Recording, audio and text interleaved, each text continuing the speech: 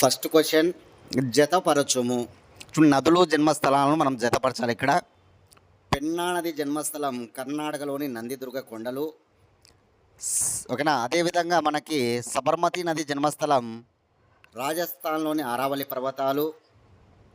కావేరి నది జన్మస్థలం కర్ణాటకలోని బ్రహ్మగిరి కొండలు. బ్రహ్మపుత్ర నది జన్మస్థలం టిబెట్లోని మానస్ సరోవరం. మహానది జన్మస్థలం ఛత్తీస్గఢ్లోని దండకారణ్యం. నదులు జన్మస్థలాలపైన బిట్టు కంపల్సరీగా పడుతూ ఉంటుంది కాబట్టి బాగా చూసుకొని 14 ప్రధాన నదులు ఉంటాయన్నమాట.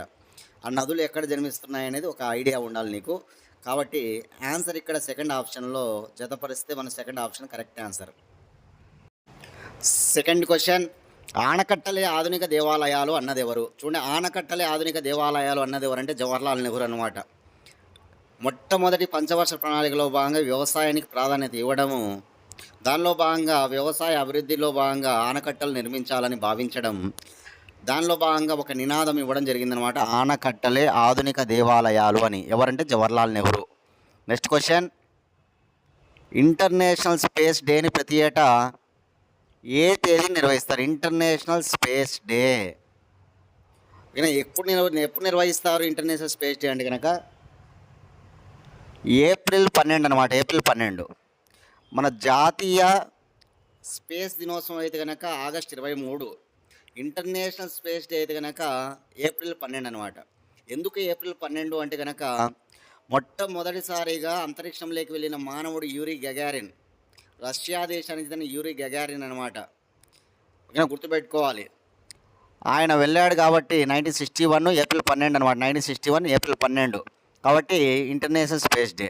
ఇక మన నేషనల్ స్పేస్ డే ఎందుకు అంటే కనుక చంద్రయాన్ 3 అనేటువంటిది దక్షిణ ధ్రువం పైన మనం ల్యాండ్ కావడం జరిగిందనమాట. ప్రపంచంలో ఏ దేశం కూడా దక్షిణ ధ్రువం పైన చంద్రుని పైన ల్యాండ్ కాలే, మనం ల్యాండ్ అయ్యాం. చంద్రయాన్ 3 ప్రయోగం సక్సెస్ అయిందనమాట. ఎప్పుడంటే కనుక అది ఆగస్ట్ 23, 2023 అనమాట. కాబట్టి మనము నేషనల్ స్పేస్ డేని మనం నిర్వహిస్తాం. కాబట్టి 2 డిఫరెన్సెస్ చూసుకోండి, important. Next fourth question, Nagarjuna Sagar ప్రాజెక్టును ప్రధానమంత్రి జవహర్లాల్ నెహ్రూ ఎప్పుడు ప్రారంభించారు? చూడండి, Nagarjuna Sagar project 1955 December 10. Year important. ఓకేనా. 1955 డిసెంబర్ 10 అనమాట. జవహర్లాల్ నెహ్రూ గారు శంకుస్థాపన చేశారన్నమాట నాగార్జున సాగర్ ప్రాజెక్టుకు. ఇది తెలంగాణలోని నల్గొండ జిల్లాలో కృష్ణా నది పైన ఉంటుందన్నమాట. ఈ ప్రాజెక్టు ఆంధ్రప్రదేశ్ మరియు తెలంగాణ ఉమ్మడి ప్రాజెక్ట్ అనమాట. గుర్తుపెట్టుకొని, నాగార్జున సాగర్ ప్రాజెక్టుకు 2 ఆనకట్టలు కూడా ఉంటాయి. ఒక కెనాల్, 2 కెనాల్స్ ఉంటాయన్నమాట. ఓకేనా. ఏవి ఆ కెనాల్స్ అంటే కనుక ఒకటి జవహర్లాల్ నెహ్రూ కెనాల్, 2 లాల్ బహదూర్ శాస్త్రి కెనాల్. కుడి కాలువకి జవహర్లాల్ నెహ్రూ కాలువ అని పేరు, ఎడమ కాలువకి లాల్ బహదూర్ శాస్త్రి కాలువ అని పేరు అనమాట. గుర్తుంచుకోవాలి. నెక్స్ట్ క్వశ్చన్, నివేదిత ఆశ్రమం ఎక్కడ ఉంది? నివేదిత ఆశ్రమం మహారాష్ట్రలో ఉంటుంది. మహాత్మా గాంధీ సబర్మతి ఆశ్రమం ఒకటి, వార్ధా ఆశ్రమం ఒకటి, నివేదిత అనే ఈ 3 ఆశ్రమాలను నిర్మిస్తాడనమాట. సబర్మతి ఆశ్రమం గుజరాత్లో ఉంటుంది. వార్ధా, నివేదిత ఈ 2 ఆశ్రమాలు కూడా మహారాష్ట్రలో ఉంటాయి. గుర్తుంచుకోవాలి. నెక్స్ట్ క్వశ్చన్, క్రింది వానిలో సరికానిదేది? ప్రాథమిక హక్కులు 3వ భాగంలో ఉన్నాయి. ప్రాథమిక హక్కుల గురించి 12 నుంచి 35 ఆర్టికల్స్ తెలియజేస్తాయి. ప్రాథమిక హక్కులు అమెరికా నుండి స్వీకరించారు. ప్రాథమిక హక్కులు 7 కలవు. ఇక్కడ సరికానిది ప్రాథమిక హక్కులు 7 ఉన్నాయనేది తప్పు. మనకు మూల రాజ్యాంగం ఏర్పడినప్పుడు ప్రాథమిక హక్కులు 7, కానీ ప్రస్తుతం 7 లేవు. ఆస్తి హక్కును తొలగించారు. ఆస్తి హక్కు ప్రాథమిక హక్కుల్లో ఒకప్పుడు ఉండేది, ఒకప్పుడు 3వ భాగంలో ఉండేది, ఒకప్పుడు ఆర్టికల్ 31గా ఉండేదన్నమాట. కానీ ఇప్పుడు అది ఒక చట్టపరమైన హక్కుగా ఉంది, ప్రాథమిక హక్కు కాదు. ఇప్పుడు ఏ భాగంలో ఉందంటే 12వ భాగంలో ఉంటుందన్నమాట. 12వ భాగంలో ఆస్తి హక్కు అనేటువంటిది గుర్తుంచుకోవాలి. 300A అనే ఆర్టికల్ తెలియజేస్తుంది ఆస్తి హక్కు గురించి. 300A ప్రజెంట్ 300A ఆర్టికల్ అనమాట. ఒకప్పుడు 31 ఆర్టికల్ కింద ఉన్నింది, దాన్ని తొలగించారు. ఇప్పుడు 300Aలో ఉందన్నమాట ఆస్తి హక్కు. ఆస్తి హక్కును 44వ రాజ్యాంగ సవరణ 1978లో మొరార్జీ దేశాయ్ ప్రధానమంత్రిగా ఉన్న కాలంలో తొలగించారు. క్వశ్చన్ నెంబర్ 7, మొట్టమొదటిసారిగా ఇస్రో సూర్యుడిపై చేపట్టినటువంటి ఆదిత్య L1 మిషన్లో భాగంగా ప్రయోగించిన రాకెట్ ఏది? చూడండి, ఆదిత్య L1 మిషన్ 2023 సెప్టెంబర్ 2 మనందరికీ తెలుసు. దీనిలో భాగంగా ప్రయోగించిన రాకెట్ పిఎస్ఎల్వి C-58 అనమాట. పిఎస్ఎల్వి C-58 ద్వారా ఆదిత్య L1 మిషన్ జరిగింది. సతీష్ ధావన్ స్పేస్ సెంటర్ నుంచి మనం ప్రయోగించాం ఈ రాకెట్ను. ఓకేనా, ఇది సూర్యుడిపైన ప్రయోగం అనమాట. అదే పిఎస్ఎల్వి C-59 అయితే కనుక 2024 జనవరి 1వ తారీఖున 2024 జనవరి 1వ తారీఖున ఎక్స్పోశాట్ మిషన్ అనమాట. ఎక్స్పోశాట్ మిషన్ కృష్ణ బిలాలపైన ప్రయోగం అనమాట.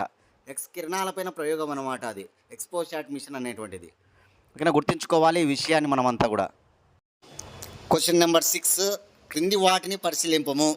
చూడండి, first Mercury, second Uranus, third Venus, fourth Mars, fifth Jupiter అని ఉన్నాయి. ఇవి గ్రహాలు.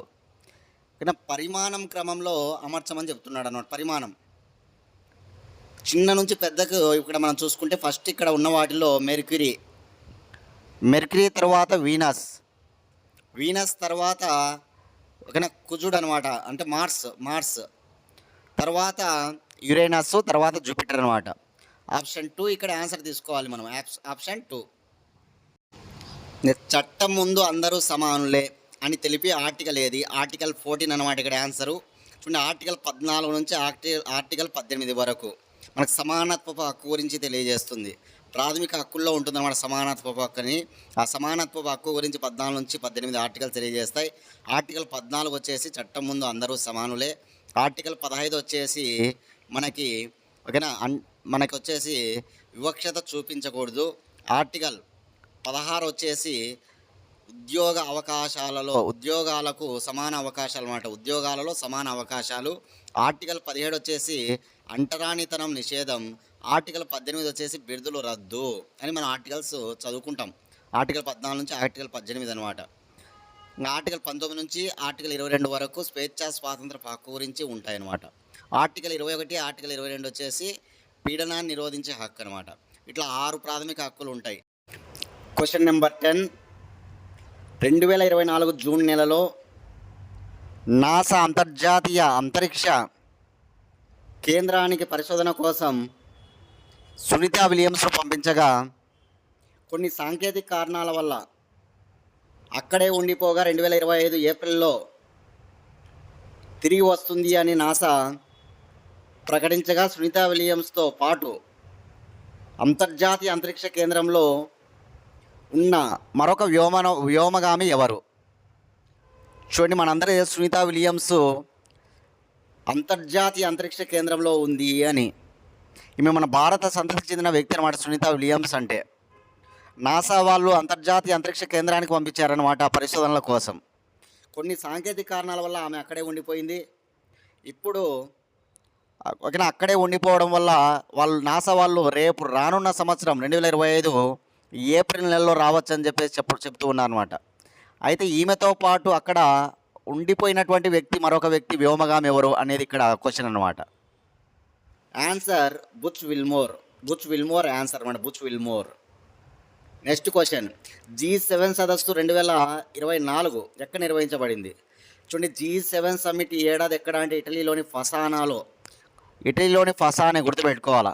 అదే G20 సదస్సు అయితే బ్రెజిల్లో రియోలో జరిగిందనమాట. బ్రెజిల్లోని రియోలో G20 సదస్సు జరిగింది. అదే బ్రిక్స్ సదస్సు అయితే కనుక రష్యాలోని కజన్లో జరిగింది.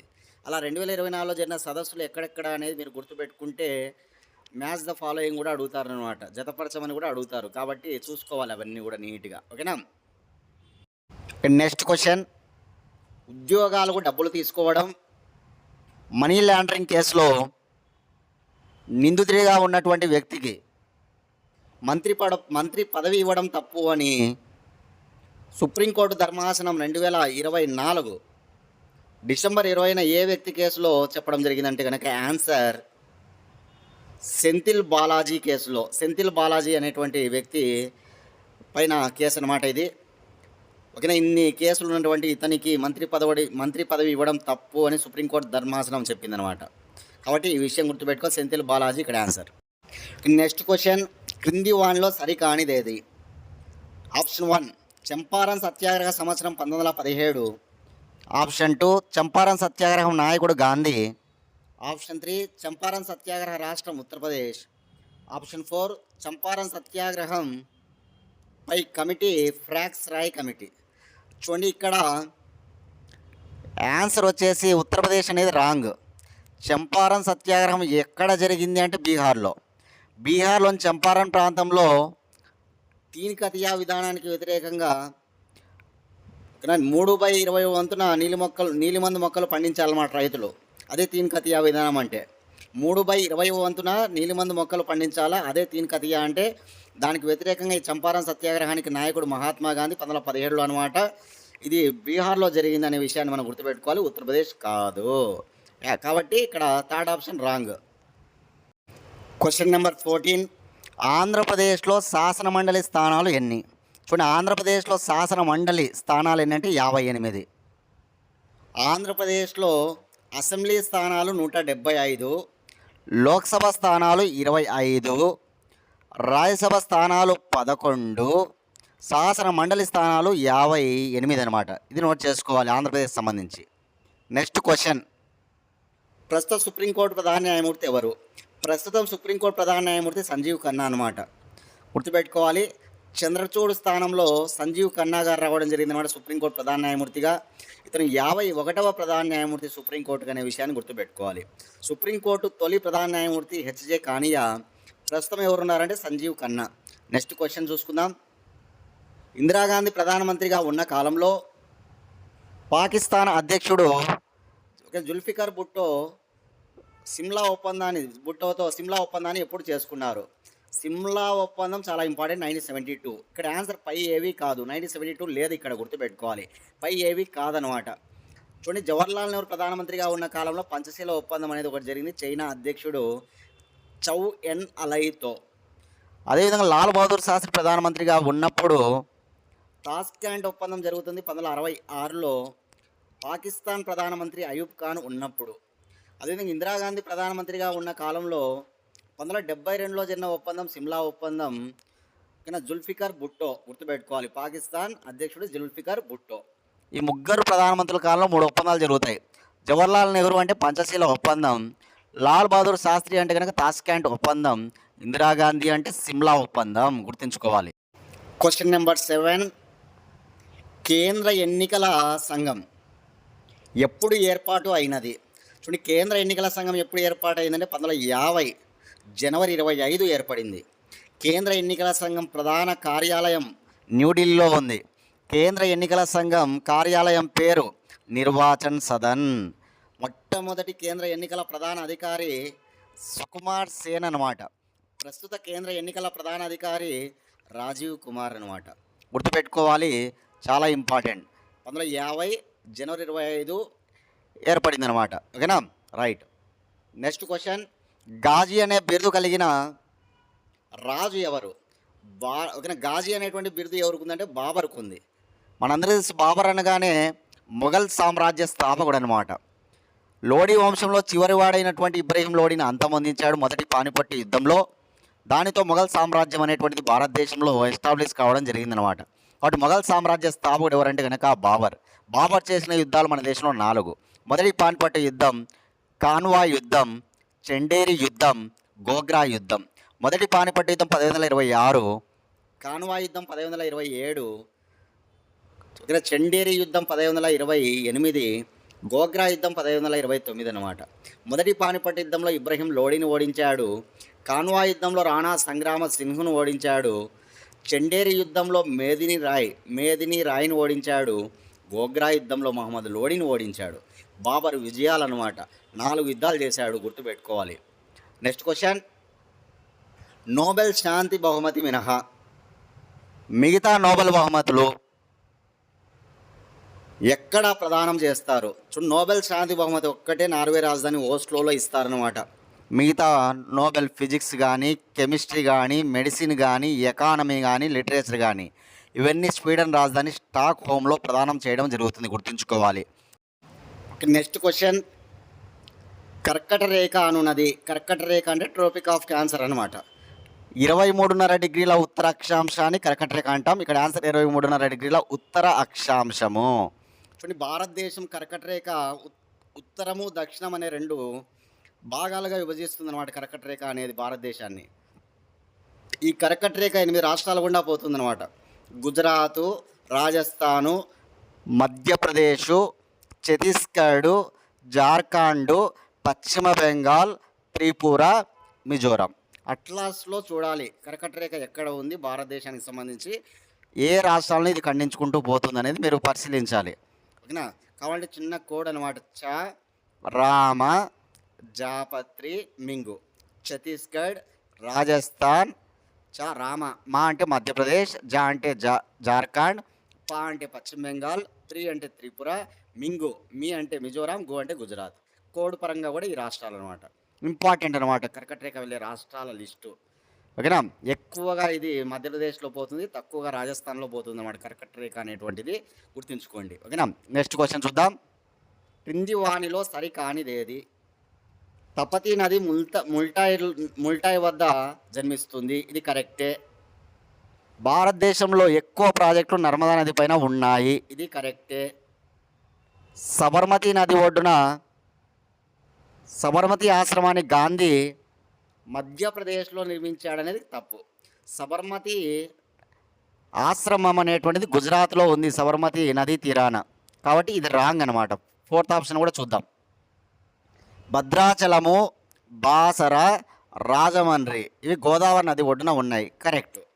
తెలంగాణలో భద్రాచలం, తెలంగాణ బాసర, ఆంధ్రప్రదేశ్ రాజమండ్రి ఇవన్నీ కూడా గోదావరి నది ఓకేనా ఒడ్డునే ఉంటాయి అన్నమాట, గోదావరి నది ఒడ్డున.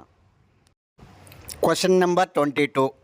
ట్రిపుల్ యాంటీజెన్ పిలువబడే డిపిటి వ్యాక్సిన్ను ఏ వ్యాధులకు ఇస్తారు? చూడండి, డిపిటి అనేది ఒక వ్యాక్సిన్ నేమ్ అనమాట, డిపిటి వ్యాక్సిన్ అంటాం. ఇది ఏ 3 వ్యాధులకు ఇస్తారంటే డిఫ్తీరియా, పెర్టుసిస్, టెటానస్. ఇక్కడ డి అంటే డిఫ్తీరియా, పి అంటే పెర్టుసిస్, టి అంటే టెటానస్ అనమాట. మూడింటికి ఒకటే వ్యాక్సిన్ అనమాట, అందుకే దీన్ని ట్రిపుల్ యాంటీజెన్ అంటారు, గుర్తుంచుకోవాలి. Next question. భారత ప్రభుత్వం ఏ సంవత్సరానికి అభివృద్ధి చెందిన దేశంగా చేయాలని నిర్ణయించినది? చూడండి, మన భారతదేశాన్ని అభివృద్ధి చెందిన దేశంగా చేయాలని నిర్ణయం భారత ప్రభుత్వం టార్గెట్ అనమాట. ఇది 2047. ఎందుకంటే స్వాతంత్రం వచ్చి 100 ఏళ్ళు పూర్తవుతుంది 2047కు. కాబట్టి 2047కు భారతదేశాన్ని అభివృద్ధి చెందిన దేశంగా చేయాలన్నమాట. ఇప్పుడు అభివృద్ధి చెందుతూ ఉన్న దేశం అనమాట, కానీ అభివృద్ధి చెందిన దేశంగా కావడం ఎప్పుడు టార్గెట్? 2047. Question number 24. నోబెల్ భౌతిక శాస్త్ర బహుమతి 2024 అందుకున్న శాస్త్రవేత్తలు ఎవరు? చూడండి, ఫిజిక్స్లో ఎవరు అందుకున్నారు అంటే కనుక ఇద్దరికి వచ్చిందనమాట. ఒకరు అమెరికను, ఒకరు బ్రిటిషర్ అనమాట. అమెరికన్ వచ్చేసి ఇక్కడ ఓకేనా జాన్ ఆఫ్ఫీల్డ్, ఫస్ట్ ఆప్షన్ చూడండి, జాన్ ఆఫ్ఫీల్డ్ ఇతను అమెరికా. అదేవిధంగా జియోఫ్రీ హింటన్ ఇతనిది బ్రిటిష్ అనమాట, బ్రిటన్ అనమాట, గుర్తుంచుకోవాలి. అమెరికన్ ఎవరు? జాన్ ఆఫ్ఫీల్డ్. బ్రిటిష్ ఎవరు? ఓకేనా హింటన్ అనమాట, గుర్తుపెట్టుకోవాలి, జియోఫ్రీ హింటన్. వీళ్ళకు దేనికి కృషికి, ఏ కృషికి గాను వీళ్ళకి అవార్డు ఇచ్చారు అంటే కనుక గుర్తుపెట్టుకోవాలి, ఆర్టిఫిషియల్ ఇంటెలిజెన్స్ ఓకేనా విజృంభణకు సుగమం చేసినటువంటి మిషన్ లెర్నింగ్ ఆవిష్కరణకు వీళ్ళకు ఈ అవార్డు ఇవ్వడం జరిగిందనమాట, గుర్తుపెట్టుకోవాలి. నోబెల్ ఫిజిక్స్ ఇక్కడ ఎందుకు ఇచ్చారనేది కూడా ఇంపార్టెంట్ అనమాట. ఆర్టిఫిషియల్ ఇంటెలిజెన్స్ ఉంది కదా, కృత్రిమ మీద, దాని విజృంభణ కృషి అనమాట ఇక్కడ మిషన్ లెర్నింగ్ అనేటువంటి దాని ద్వారా. కాబట్టి గుర్తుపెట్టుకోవాలి, ఇద్దరు వ్యక్తులు ఎవరంటే కనుక ఒకరు ఓకేనా జాన్ ఆఫ్ఫీల్డ్, 2 జియోఫ్రీ హింటన్ అనమాట. Next question. డోగ్రీ భాష ఎక్కడ మాట్లాడతారు? డోగ్రీ అంటే జమ్మూ కాశ్మీర్.